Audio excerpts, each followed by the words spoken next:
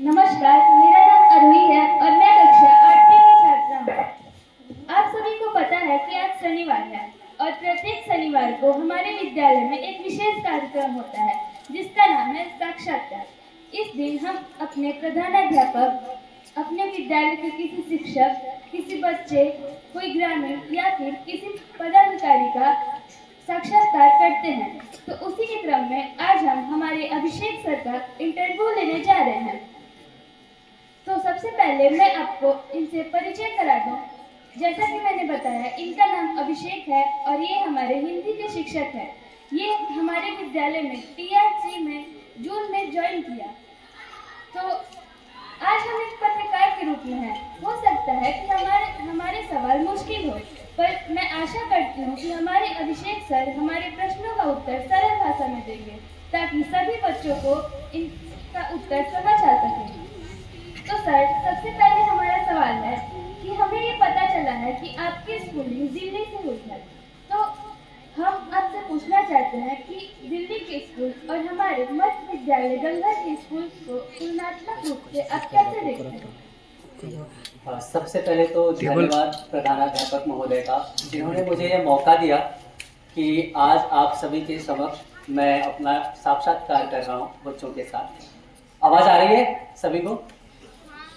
रही बात दिल्ली की स्कूलिंग की, हाँ, मैं दिल्ली के सरकारी विद्यालय में ही मेरी पढ़ाई लिखाई हुई है। शुरू से ही 5वीं कक्षा तक मैंने प्राइवेट में स्कूलिंग की, उसके बाद सरकारी विद्यालय में ही पढ़ाई की है।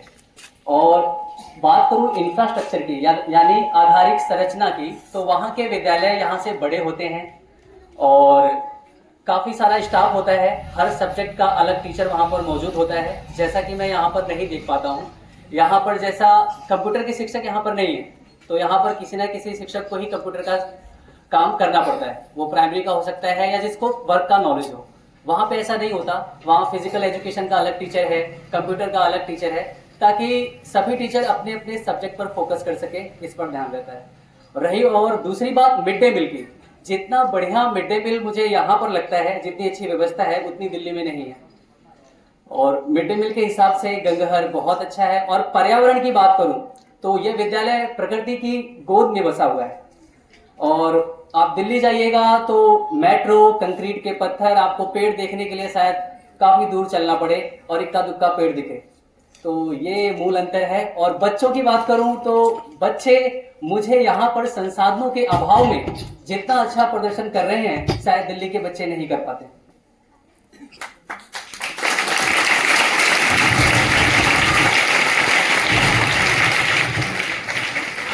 तो सर, हमारा अगला प्रश्न है कि आज के समय में बेरोजगारी एक बहुत बड़ी समस्या बन गई है।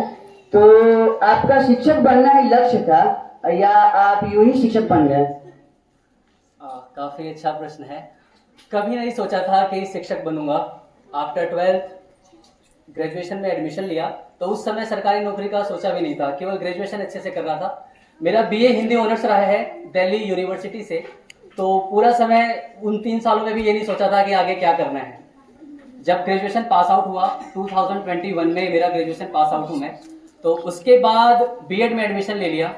लेकिन ये नहीं सोचा था, B.Ed में एडमिशन लोगों ने कहा इसलिए लिया था, अपनी कोई स्वयं की इच्छा नहीं थी।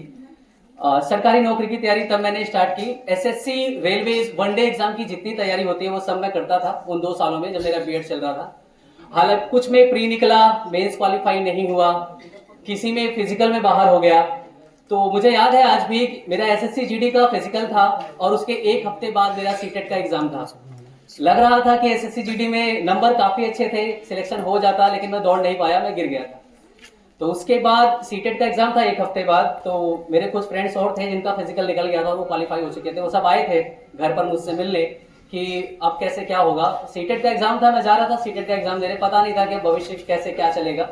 तो CTET का एग्जाम दिया, तैयारी उस समय चल रही थी रेलवेज की। मतलब ये था कि कोई विशेष लक्ष्य नहीं था कि इस सरकारी नौकरी में जाना है, कोई ना कोई एक सरकारी नौकरी चाहिए थी। तो सिलसिला चलता रहा। उसी बीच B.Ed कंप्लीट हो गया था मेरा 2023 में और CTET भी क्वालिफाई हो चुका था। तुरंत 2024 में शायद Tier 3 की वैकेंसी आई थी और 2024 के नवंबर में रिजल्ट आया था जिसमें मुझे सफलता मिली और फाइनली शिक्षक बन गया। क्योंकि जो हम सोचते हैं हमेशा वैसा होता भी नहीं है। नियति को जो मंजूर होता है वो होके रहता है। मेरे भाग्य में गंगहर था और गंगहर के भाग्य में मैं, सो आप सभी के समक्ष हूँ।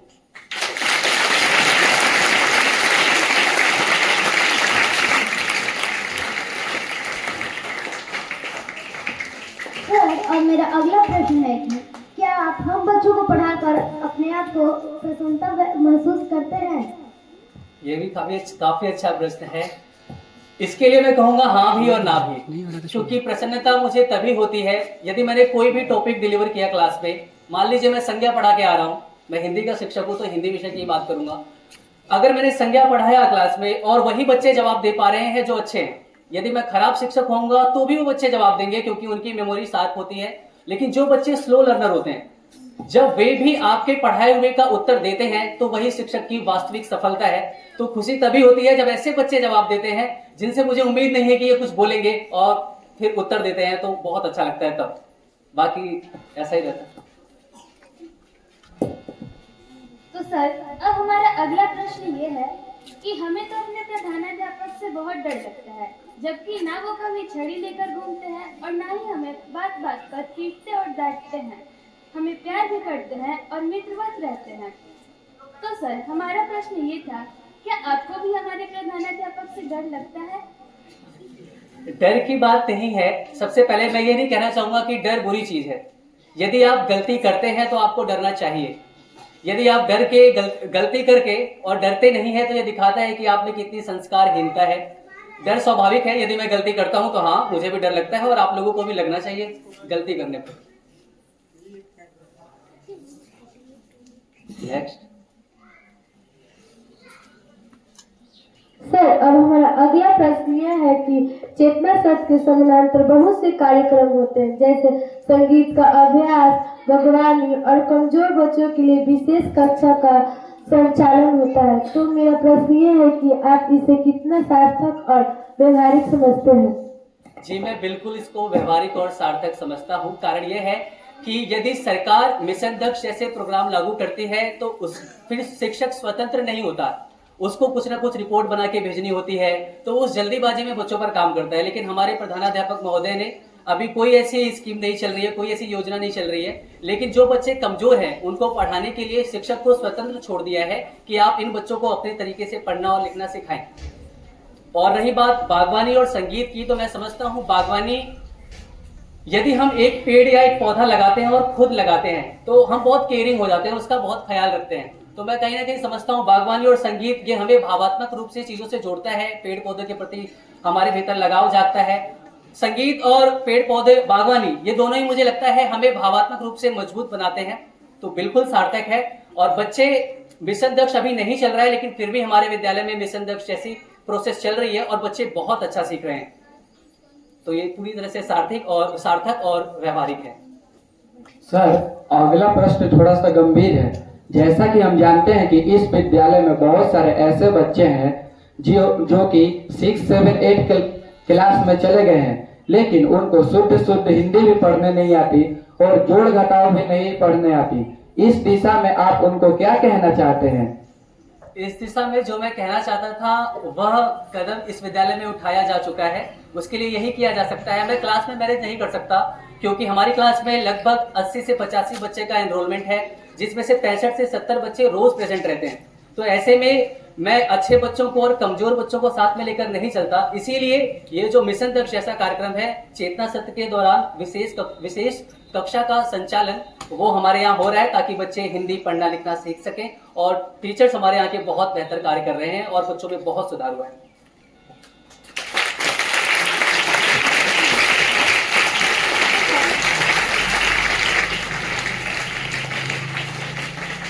अब हमारा अंतिम प्रश्न है कि वैसे तो हमारा विद्यालय बहुत ही अच्छा है। मैं आसपास के विद्यालयों के बारे में सुनती हूँ या फिर देखती हूँ तो उससे तो हमारा विद्यालय बेहतर है। पर सर, अगर आप हमारे विद्यालय के प्रधानाध्यापक होते तो इसमें और क्या सुधार करना चाहते? हाँ, ये प्रश्न थोड़ा सा इमेजिनेशन वाला है, तो आशा करता हूँ अच्छे से उत्तर दे पाऊँ। अगर मैं इस विद्यालय का प्रधानाध्यापक होता तो सबसे पहले कोशिश करता कि बच्चों की संख्या को सीमित करूं, खासकर छठी, 7वीं और 8वीं में, क्योंकि 80-85 बच्चों का एनरोलमेंट होना इस विद्यालय में, और एक शिक्षक मैं समझता हूं तभी अच्छे से डिलीवर कर सकता है। मान लीजिए एक क्लास में 80 बच्चे हैं और एक दूसरी क्लास है जिसमें केवल 40 बच्चे हैं, तो हमें केवल अपना कंसेप्ट डिलीवर करके नहीं जाना होता है, हमें बच्चों से भावात्मक रूप से भी जुड़ना होता है। तो वो तभी संभव है जब बच्चों की संख्या क्लासेस में कम हो, तभी हम हर एक बच्चे को अच्छे से समझ सकते हैं, क्योंकि हर एक बच्चे का समझने का स्तर जो होता है वो अलग होता है। हम जान सकते हैं कि कौन सा बच्चा किस स्तर पर जाके समझता है। ऐसे में बहुत अधिक बच्चे होते हैं तो किसी भी टीचर के लिए संभव नहीं हो पाता है। तो सबसे पहले कोशिश ये करता कि ऊपर की कक्षाओं में, खासकर छठी, 7वीं और 8वीं, इनमें बच्चों का नामांकन सीमित कर सकूं ताकि बच्चों को अच्छे से सिखाया जा सके। और दूसरा, प्रत्येक वर्ष 8वीं कक्षा के लिए टूर का आयोजन जरूर करता, क्योंकि 8वीं कक्षा वो कक्षा होती है मिडिल स्कूल में जो हमें फिर कभी नहीं मिलेगी, खासकर इस रूप में तो नहीं मिलेगी कि मैं उनको पढ़ाऊं और वो हमसे पढ़े। तो एक फेयरवेल का समय होता है, ये वो साल होता है जिसमें वो हमें छोड़कर जा रहे होते हैं, तो इसके लिए मैं जरूर कोशिश करता कि हर साल 8वीं कक्षा टूर पर जरूर जाए। तीसरा, जैसा कि यहाँ पर संचालन होता है विशेष कक्षाओं का, वैसा ही हमारे यहाँ के बच्चे प्राइवेट स्कूल से किसी मामले में पीछे है तो वो इंग्लिश है। गणित में हमारा बच्चा कभी भी पीछे नहीं रहता, विज्ञान में भी बहुत अच्छा करता है, लेकिन इंग्लिश, जब बात इंग्लिश की आती है तो हमारे सरकारी स्कूल के बच्चे वहीं पर पीछे रह जाते हैं। तो इसी तरह हमारे विद्यालय में जो भी इंग्लिश के अध्यापक हैं उनसे मैं ये कहता कि आप इंग्लिश स्पीकिंग अभी से स्टार्ट करिए, क्योंकि बच्चा जब छोटा होता है तो लर्निंग बहुत आसान होती है, वो किसी भी भाषा को बहुत जल्दी ग्रैब करता है। जैसे मैं हूं, यदि आज मैं मंच पर कोई गलती करूंगा तो मुझे ज्यादा डर होगा, लेकिन बच्चों को नहीं होगा। इसी तरह कोई भी भाषा सीखने से पहले जो छोटे बच्चे होते हैं बहुत अच्छी तरह से ग्रैब करते हैं। तो इंग्लिश के लिए भी, इंग्लिश स्पीकिंग के लिए भी विशेष कक्षाओं का संचालन विद्यालय में हो, इस पर जरूर ध्यान देता।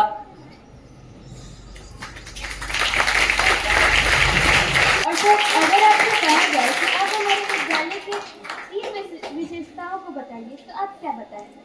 पहली विशेषता तो यही है कि संसाधनों के अभाव में इतना बेहतर प्रबंधन अभूतपूर्व है, मैंने नहीं देखा। दूसरा, यहाँ का मिड डे मील, सचमुच आसपास के विद्यालय और भी हैं, यहाँ के जैसा मिड डे मील अभी तक मैं जितने लोगों से मिला हूँ या जितने भी विद्यालय में जा चुका हूँ, ऐसा मिड डे मील कहीं नहीं बनता, दिल्ली तक में नहीं बनता है। और तीसरा, यहाँ के बच्चे जिनको मंच संचालन का इतना बेहतर मौका यहाँ मिल रहा है वो कहीं भी नहीं मिलता। दिल्ली जैसे स्कूल में, दिल्ली के सरकारी स्कूल में पढ़ा हूँ इसलिए मुझे पता है, दिल्ली के सरकारी स्कूल में भी इतना बेहतर मंच संचालन करने का मौका नहीं मिल सकता। ये 3 विशेषताएं मुझे लगता है जो महत्वपूर्ण है। बहुत बहुत धन्यवाद सर, आपने हमारे प्रश्नों का उत्तर बहुत ही सरल भाषा में दिया और हमने जो भी प्रश्न पूछे उसका उत्तर आपने इस प्रकार दिया कि सभी बच्चों ने उसे समझा और हम आपके प्रश्नों से संपन्न हैं और खुश भी हैं। धन्यवाद। धन्यवाद। लेकिन इससे पहले आपको भी, लेकिन इससे पहले मैं हिंदी साहित्य का विद्यार्थी रहा हूँ और कविताएं पढ़ाता हूँ, कहानियाँ पढ़ाता हूँ और पढ़ता भी हूँ। अगर इस मौके पर अगर मैं कोई कविता नहीं सुनाऊंगा तो ये मैं अपने साथ अन्याय कर बैठूंगा और वो अन्याय मैं नहीं होने दूंगा। तो एक कविता मैं सुनाना चाहता हूँ, छोटी सी है, हो सकता है छोटे बच्चों को समझ में ना आए, बड़े बच्चे और जो गार्जियन आए हुए हैं यहाँ पर वो समझ पाएंगे। मैं स्टार्ट करता हूँ। किसी बेईमान की आंखों में ना खटकूं तो काहे का मैं, किसी बेईमान की आंखों में ना खटकूं तो काहे का मैं, अपने मित्रों को गाढ़े में याद ना आऊं तो काहे का मैं, कोई मुझे मोहब्बत से देखे और मैं उसके सीने में सीधे ना उतर जाऊं तो काहे का मैं, और यह सब कविता मैं केवल आपको सुनाने के लिए सुनाऊं तो फिर काहे का मैं। धन्यवाद।